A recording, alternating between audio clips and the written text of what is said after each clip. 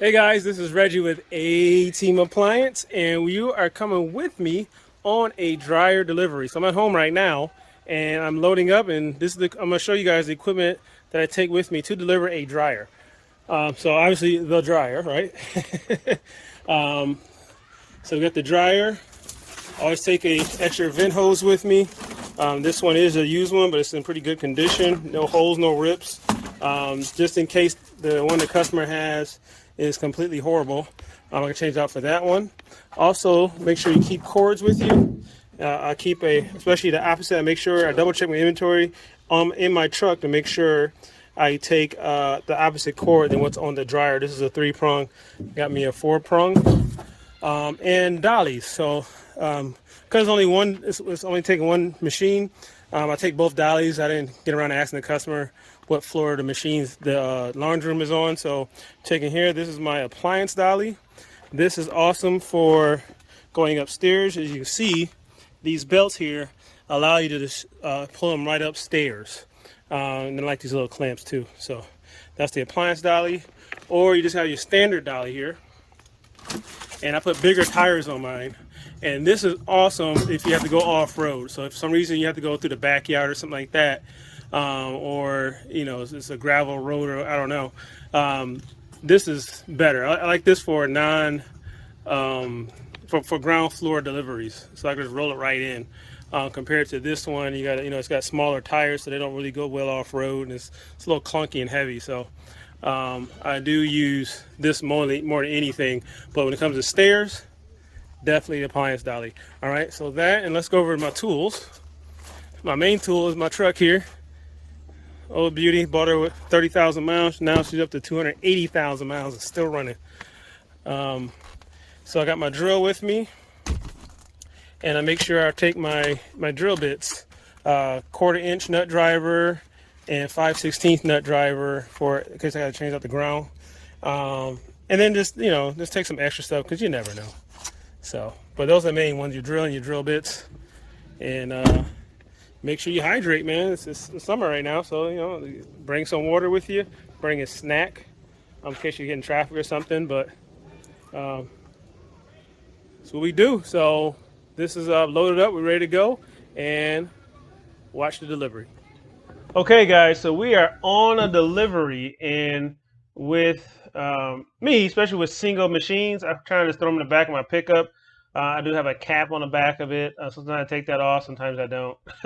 First, though, I do own a trailer. That makes things so much easier, except when you're in tight spots as far as backing in and all that. But and as you see, I do have a simple technique. I'm removing the machines off the back of the truck.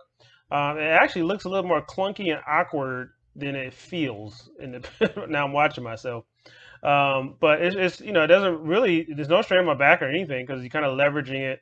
All the weight is on your leaning against your knees, I guess, your kneecaps. And then you kind of just slide it down. So pretty easy. I do got a video on how to take machines up and down your pickup truck. But basically, you do want to start your delivery with removing the old dryer first. And I got a video of me taking it off the truck. So I kind of took it off the truck, set it still got it in front of the house, and then went inside and got the dryer. I usually do that because I leave it outside or on my truck, the new one, because if you take it inside and set it in the living room or something, to me it's kind of unprofessional. You be leaving like lint or whatever might be in the bottom of the dryer on the customer's floor, and also it gives them time to nitpick and look through it. So when they're in a laundry room, for some reason, like minor scratches and stuff don't really show. So anyway, first thing I did here was I looked behind the dryer and inspected the vent hose to see if it was pinched. Because I am warrantying my machines, I do want to be sure the setup is optimal, because if it's not, if you don't do inspection of the vent hose, if you don't inspect the air duct outside, and you just plug your dryer in, you're going to get a call within the next days or weeks, or when if heat element goes out, you kind of want a customer to say, hey, this dryer lasts me for years. I've had this dryer for 5 years, and something's going on, and can you come fix it or bring me another one,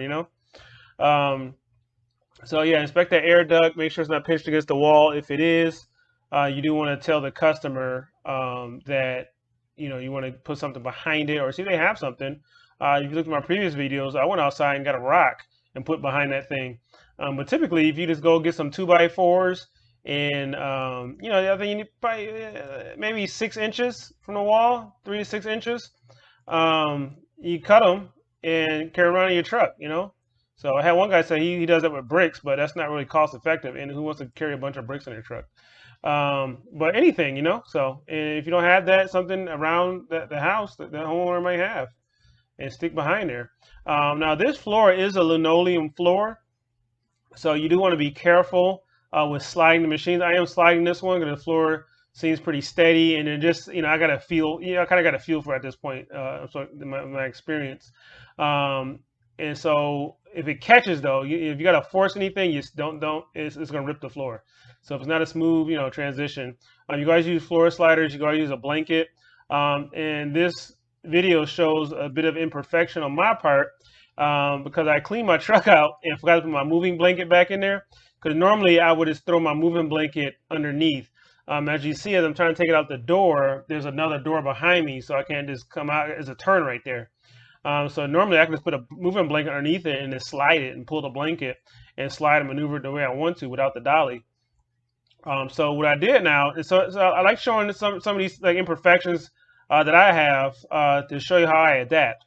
So as you can see, I kind of took it out into the hallway and then leaned it forward and moved my dolly, and now I'm gonna take it from the side. So that's good for people who don't have a moving blanket, or if you need to improvise. Sometimes you need to improvise, man. You have a day you clean your truck out, you're gonna put something back in there, and you got to improvise. So you obviously want to be very, very careful not to scratch the floor. These things have plastic legs underneath, so we're all good there. Some of them don't have legs at all, so you got metal on that floor, and you don't want to scratch it up. And also, they had like a little rug there, so I kind of used that rug to set the dryer on. So I took it out, and I kind of edited here now. That's the new dryer there. That's not the one I just took out. It don't look like it is, but yeah, I edited it right there. It's funny because now I can talk about liability. So there's a little girl here, and she was in the video. I edited her out, but as soon as I left, she went into the laundry room and was kind of just, looking around, playing around and stuff. So keep that in mind if you're in the middle, especially if you're doing a repair job, or if you're in the middle of delivering a machine, and maybe you took the electric wire cover off, you still got to plug. Any hazards, just be aware, especially if there's children in the house, and even the adults in the house. Soon you leave, they just come up in the room. They'll come clean, they'll come do all kind of stuff. So, and you are liable for that. If somebody tripped over your tools, whatever, you're liable for that if they get hurt on your stuff. So keep that in mind. As you see, I brought the dryer through the door using the same technique I used to get it off the truck by kind of just tilting it back on my knees. You don't want to grab the head of the dryer. This one, GEs are pretty strong, but like Frigidairs, their heads on their dryers are very, very weak. And also you learn touch, so sometimes I will grab it by the head, but I know not to put full force on it and rip it off. So, but just if you're starting off, or you're training a guy, man, to be on the safe side, tell them don't grab the heads when they're moving the machine and maneuvering it. So on this one, I do have to change the wire out. So here's a nice tutorial on how to go from a 3-prong to a 4-prong. And with GEs though, you want to make sure you have a longer cord if the wall outlet is higher, because on GE dryers, everything is mounted down at the bottom there, as you can see. With most other dryers, everything is high up on top. So just be careful with that. If you're selling a refurb dryer, you do want to have a cover over that thing, because animals like a cat or something like that might walk behind the dryer. You don't want to get a little kitty electrocuted. So yeah, or they could be sweeping behind it, or they have a metal handle mop or whatever. All kinds of things that happen. So always keep those things covered. So you see, I took them off, and you have a ground wire. So that's that little copper pieces right in front of the white wire there. So on GEs, they have that band to ground it, and so it changes. So you remove that to change it to a neutral. So I removed that band. I always keep it on the dryer just as a professional courtesy for the next guy, right? Or the next owner of the dryer that may need to change it to a 3-prong, or you don't want it to bite you in the butt, and they move and you need to switch it over, and you're like, oh, I didn't put that band back in there. So that little I don't know, brass copper band, probably copper band there. Um, you lift up, and you're gonna see in a minute when I transfer it over. I ground it to the, so in GEs there's another ground right where those wires are.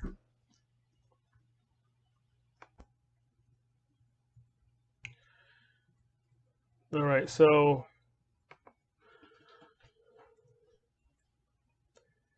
you guys know the power wire, right? I mean, you can do red on red or you do black on black. The red and black are both power wires. Um, Power is power. The color of the copper underneath is the same. But if it helps you, just remember, just match colors with colors. The white wire is a neutral, so you put that in the middle because now that is neutral and now no longer the ground. And then you ground the wire, the green wire, directly to the frame. And what I usually do is I take that that band, the grounding band there, and I use that and I put that down.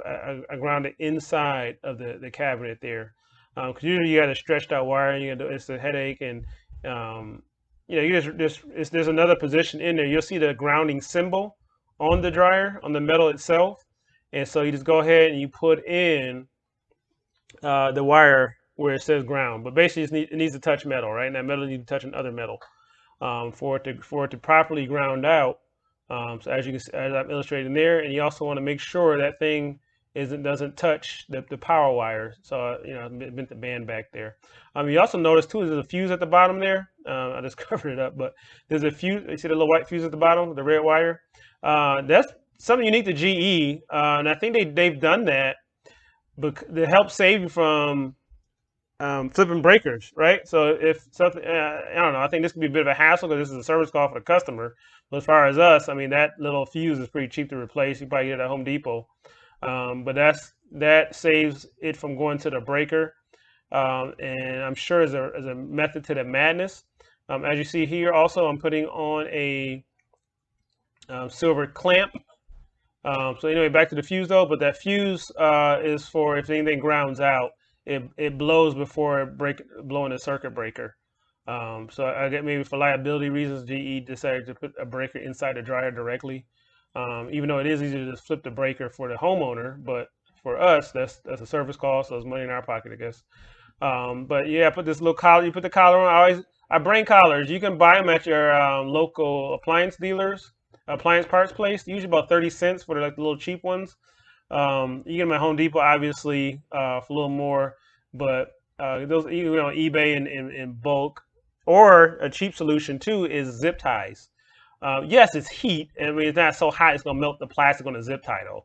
And so you can use zip ties. That's a very cost-effective way, especially when doing a lot of deliveries, to secure those vent hoses. Get a long enough zip tie and this zip tie around it. So I've used those for years.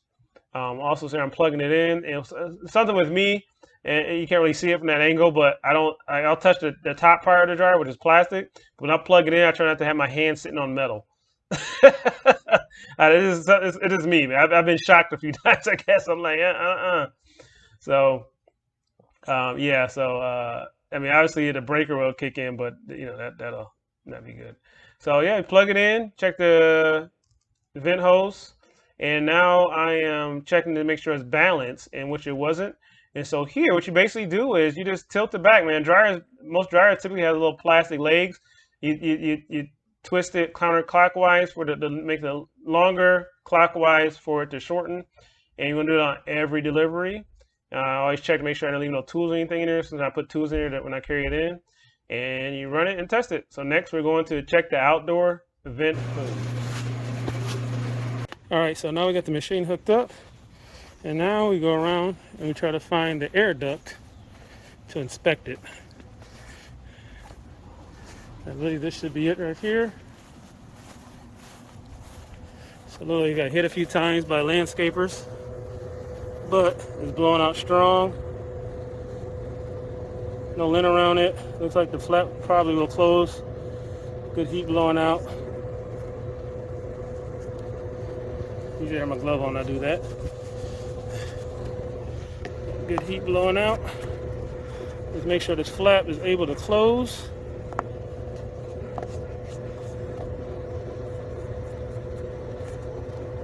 All right, we got a winner.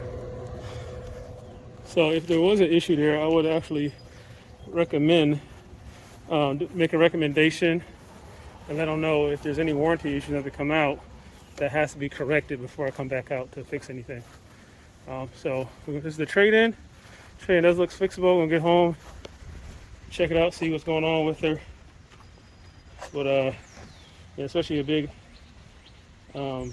extra large capacity like this, that's good for resale. So we did it. So we had to change the cord out, and easy breezy. All right, don't forget to like, subscribe. Check you in the next video.